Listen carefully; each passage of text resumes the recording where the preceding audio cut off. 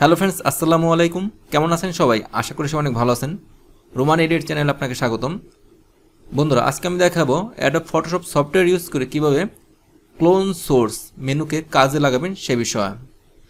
সাধারণত আমরা এরকম একটা ছবিকে আমি দেখাচ্ছি, রেক্টেঙ্গেল মার্কি টুল সিলেক্ট করে একটি অংশ সিলেক্ট করে কপি করে আরেকটি অংশকে ফিল আপ করি। কন্ট্রোল জে প্রেস করে কাট করলাম, কন্ট্রোল টি দিয়ে ধরে এ পাশে এনে মাউস রাইট ক্লিক করে ফ্লিপ হরিজন্টাল করে দিয়ে মিলিয়ে দিই। এটা একটা রং ওয়ে। এই কাজটা সঠিকভাবে করার জন্য আপনার ক্লোন সোর্স অপশনটি ইউজ করবেন। আমি দেখাচ্ছি, এই লাইটটি ডিলিট করে দিই। আপনার টুলবার থেকে ক্লোন স্ট্যাম্প টুল সিলেক্ট করবেন, তারপর উইন্ডো মেনুতে আসবেন, একটু নিচের দিকে আসবেন, ক্লোন সোর্স এই মেনুতে ক্লিক করবেন। তারপর বন্ধুরা আপনার এখানে একটি ক্লিক করবেন, এই আইকনে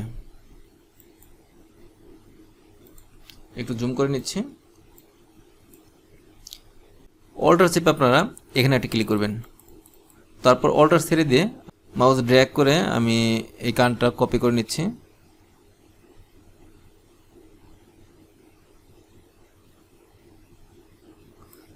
তারপর আবার মাউস ছেড়ে দেবেন, আবার মাউস ড্র্যাগ করে কানটা এখানে প্রপারলি কপি করে নেবেন।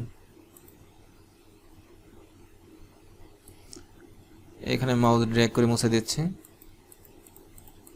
টুলটা ছোট করে নেই, মাউস রাইট ক্লিক করে আপনারা টুলটা ছোট করে নেবেন, টুলের সাইজ আপনাদের যতটুকু লাগে। আর একটু বড় করে নিচ্ছি।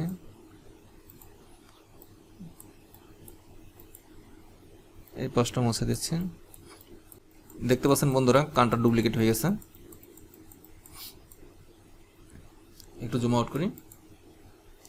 এভাবে অতি সহজে আপনারা কোনো অংশকে ক্লোন সোর্সের মাধ্যমে same to same as it is copy করতে পারেন।